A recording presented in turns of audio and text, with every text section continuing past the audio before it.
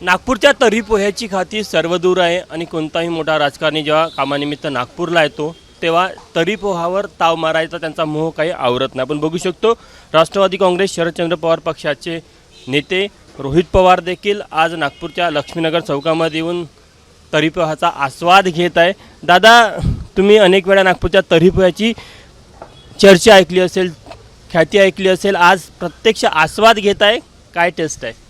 असं प्रत्यक्षात आजच घेतो असं नाही. जेव्हा केव्हा इथे येतो तेव्हा विविध ठिकाणी जिथं कुठं एखादं रेस्टॉरंट असेल, टपरी असेल जी फेमस आहे, तिथं जाऊन आमच्या सगळे पदाधिकारी मित्रांबरोबर जाऊन आपण तो आस्वाद घेतो. जबरदस्त आहे, कॉम्बिनेशन आहे. याच्यामध्ये तर्रीसुद्धा आहे आणि त्याच्याचबरोबर पोहे तर आहेच आपलं ट्रेडिशनल. त्यामुळे दोन्हीचं कॉम्बिनेशन असल्यामुळे आजचं राजकारणसुद्धा असंच आपल्याला म्हणावं लागेल. म्हणजे एक तर पोहा नाही तर जी काही आपली परंपरा आहे ती तर मेंटेन करायचीच आहे, पण तर्री म्हणजे नवीन स्टाईल, नवीन आक्रमक स्टाईलसुद्धा त्याच्यात लागते असं आपल्याला म्हणावं लागेल. म्हणजे राजकारणात ज्या प्रकारे तडका दिला जातो तशा प्रकारे म्हणजे जशी पोह्याला तर्रीचा तडका आहे तसाच आता सध्या राजकारणामध्ये तडका देण्याची प्रथा सुरू झाली असं म्हणायचं आहे तुम्हाला? म्हणजे असंच म्हणावं लागेल. तडका दिला जातो, पण ह्याच्या बाबतीत बोलायचं झालं तर तडका अशाच गोष्टीला दिला जातो तर सामान्य कुटुंबाच्या घरामध्ये जे काय चटणी असती नाही तर आपण ज्याला आपण मसाला असतो, असं आजच्या राजकारणामध्ये पैशाचा तडका जो लागायला लागला आहे तो मात्र त्या ठिकाणी सामान्य लोकांसाठी हिताचा नाही. तो तडका सोडला तर नवीन नवीन तडके दर वेळेस लागतातच. कधी राजकारणाची स्टाईल बदलते, कुठं विषय बदलतात, पण आजच्या राजकारणामध्ये पैशाचा तडका, दबावतंत्राचा तडका, त्याबरोबर पक्ष फोडण्याचा तडका आणि नेते विकत घेण्याचा तडका हा मात्र जरासा अवघड आहे. त्यामुळे तरी टाकत असताना सुद्धा कुठली तरी टाकली जाते हे सुद्धा बघून घेणं फार महत्त्वाचं आहे. कोणताही खाद्यपदार्थाला जेव्हा तडका दिला जातो, विशेष करून तिखट, तर अनेकांना पचत नाही. काय वाटतं महाराष्ट्राच्या जनतेला हा नवीन राजकीय तडका सध्या जो सुरू आहे तो पचत आहे? लाँग टर्ममध्ये पचणार नाही. या इलेक्शनमध्ये आपण जर बघितलं तर इथं हे सरकार कसं तरी आता सत्तेत आलेलं आहे, पण सत्तेत आल्यानंतर लोकांना मात्र विसरलेलं आहे. आणि मग अशा पद्धतीने 5 वर्ष जर कोणाचं नुकसान होतं तर नेत्याचं नुकसान होत नाही, सामान्य लोकांचं नुकसान होतं. त्यामुळे आता पचणं, एकतर हे नवीन राजकारण आम्हाला पण सुद्धा पचत नाही. ज्या ट्रेडिशनल राजकारणाची ज्यांना सवय नाही तर एक विशिष्ट विचाराने राजकारणात आलेली लोक आहे.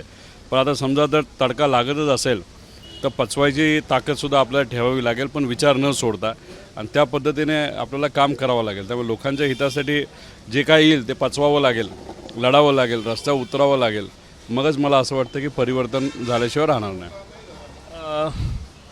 तुम्ही म्हणता की नवीन तडका जो राजकारणात सध्या सुरू आहे तो लोकांना पचत नाही, पण निवडणुकीचे निकाल बघा, म्हणजे आपण विधानसभा बघा किंवा इतरही निवडणुका ज्या झाल्या त्यामध्ये जे सत्ताधारी पक्ष आहे त्याच्या पाठीमागं मतदार उभं राहताना दिसतात. त्याकडे कशा प्रकारे बघता तुम्ही? मग कसं आहे, इलेक्शनच्या तोंडावर ॲडव्हान्समध्ये तुम्ही जर एखादा महिलांच्या अकाउंटला 4500 रुपये 3000 रुपये जर पाठवले, त्याच्याचबरोबर आपण जर बघितलं आश्वासनं अशी दिली होती की आम्ही 7/12 कोरा करू, त्याच्याचबरोबर आम्ही शेतकऱ्यांसाठी ही योजना आणू, आमच्या युवांसाठी आम्ही महिन्याला स्टायपंड चालू करू, अजून ही गोष्ट करू, ती गोष्ट करू, ही जी आश्वासनं लोकांना दिली ती लोकांना असं वाटलं की नेते बोलतात तर कदाचित ते खरं करतील.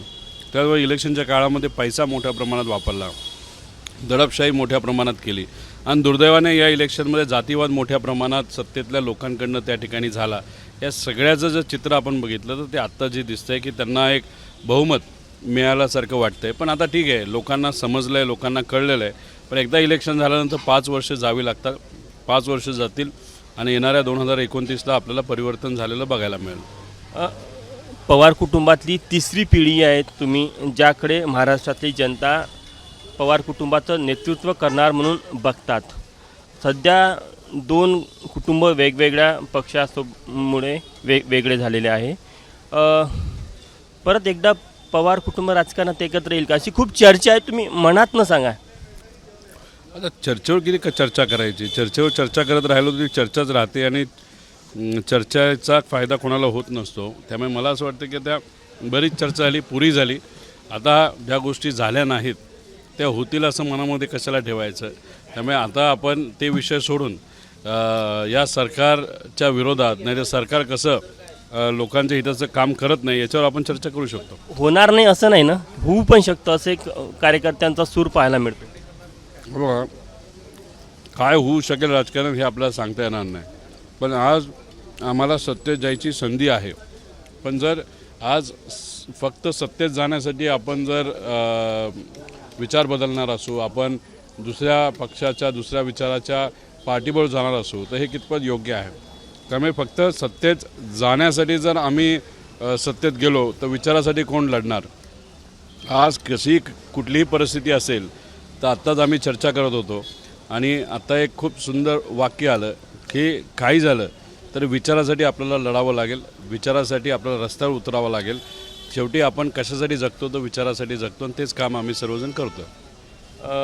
तुमचे काका आणि उपमुख्यमंत्री अजित पवार कालच्या भाषणामध्ये बोलले होते कार्यकर्त्यांना संबोधित करताना, जर का आपण आज विरोधी पक्षामध्ये असतो तर आपली काय अवस्था झाली असती.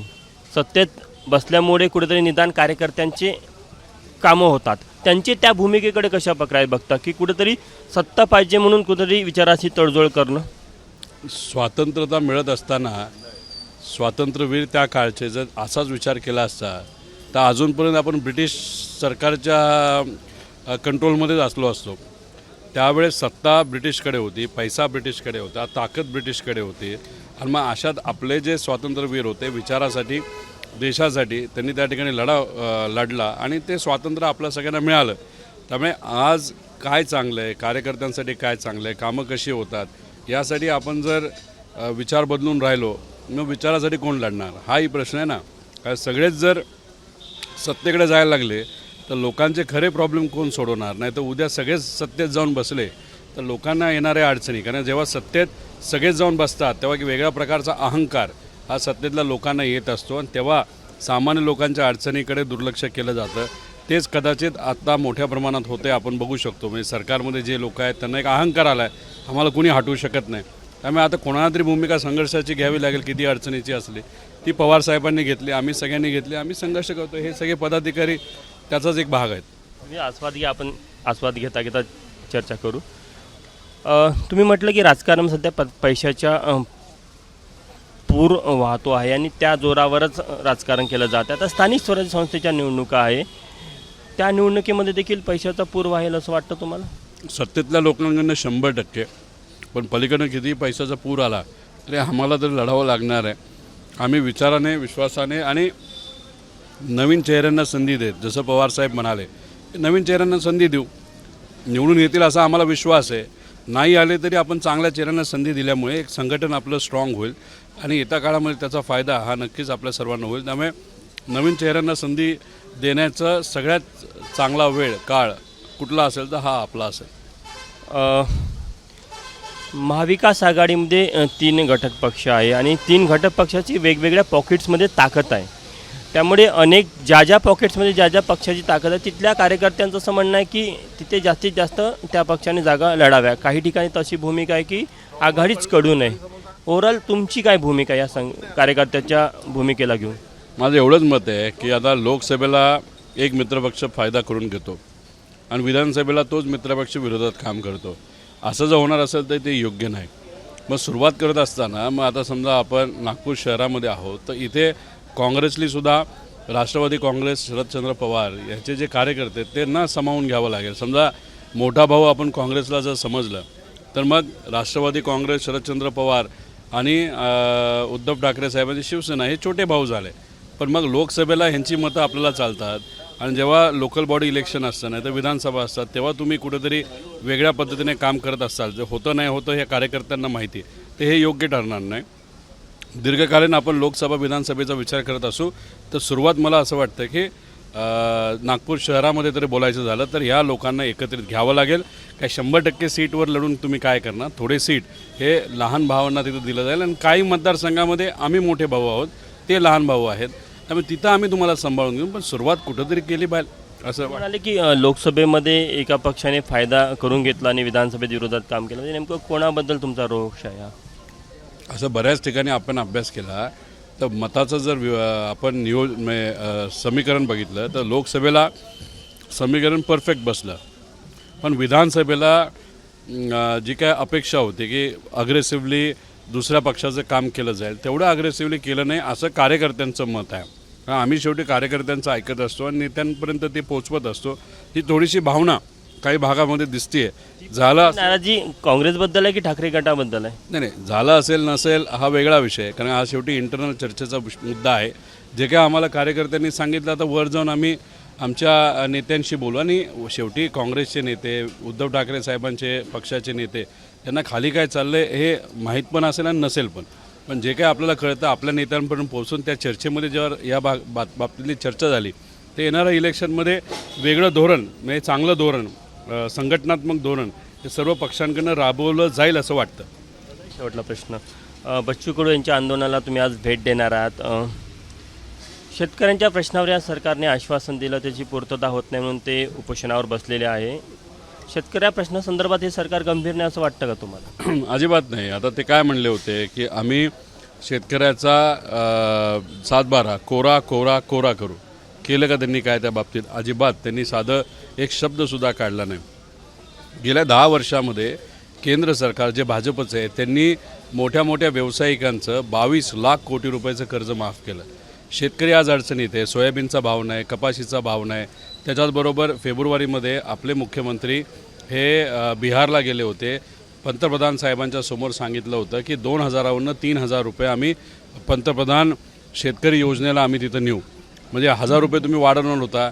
फेब्रुवारी जाऊन 4 महिने झाले, तुम्ही त्या बाबतीत काय केलं आहे? अजिबात काय केलं नाही.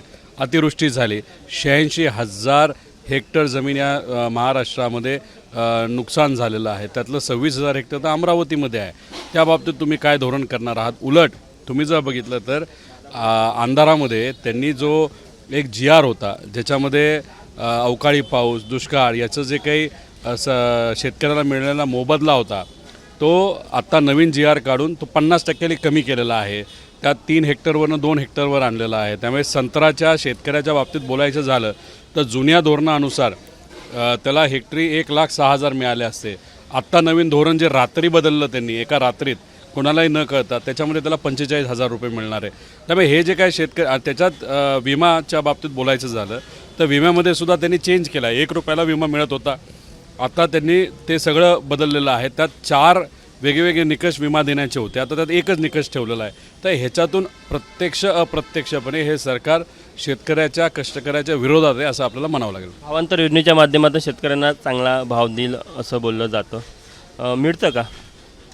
भाजपचे आणि मित्रपक्षातले नेते दुसऱ्या पक्षाच्या नेत्यांना पक्षांतर करण्यामध्ये जास्त गुंतलेले आहेत, पण भावांतर योजना मात्र त्यांना कुठं आणायची नाही.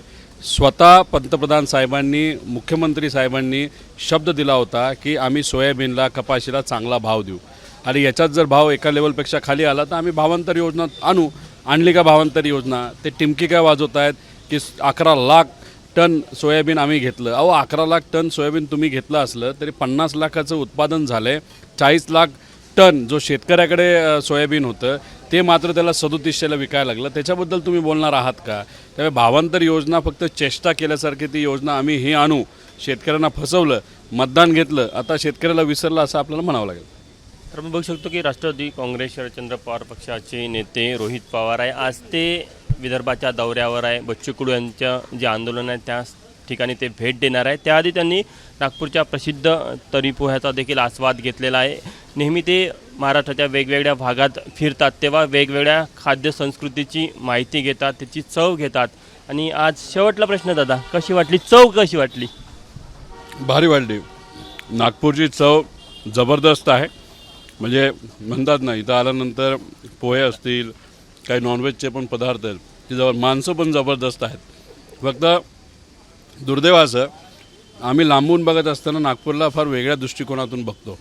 माझं असं मत आहे की खऱ्या अर्थाने नागपूरमध्ये येऊन लोकांना जाणून घेतलं पाहिजे, लोकांचं मत काय हे समजून घेतलं पाहिजे. त्यामुळे इथंसुद्धा नागपूरमध्ये जर प्रयत्न केला तर इथं लोक हुशार आहेत. त्यामुळे नक्कीच येत्या काळामध्ये लोकांना जी काय आज भूमिका ते घेतात, मतदान करतात, ज्यांना मतदान करतात, जर खूप काम केलं, लक्ष दिलं नेत्यांनी तर इथंसुद्धा मतपरिवर्तन झाल्याशिवाय राहणार नाही. चव तिखट आहे. नागपूरकरांचा स्वभाव कसा वाटला तुम्हाला? नाही, तसा स्वभाव चांगला आहे, पण खाद्यपदार्थ सगळेच तिखट असतात. त्यामुळे म्हणतात ना की त्यांना थोडंसं तडका हा लागतोच असं आपल्याला म्हणावं लागेल. तो तडका देण्यासाठी आपल्याला इथं यावं लागेल, लोकांना विश्वासात घ्यावं लागेल, असं एक राजकीय पक्षाचा कार्यकर्ता म्हणून माझ्यासारख्याला वाटतं. तर धन्यवाद. कॅमेरामॅन मिथुन आत्मनेसह तुषार कोहळे, ABP माझा, नागपूर. एबीपी माझा, उघडा डोळे बघा नीट.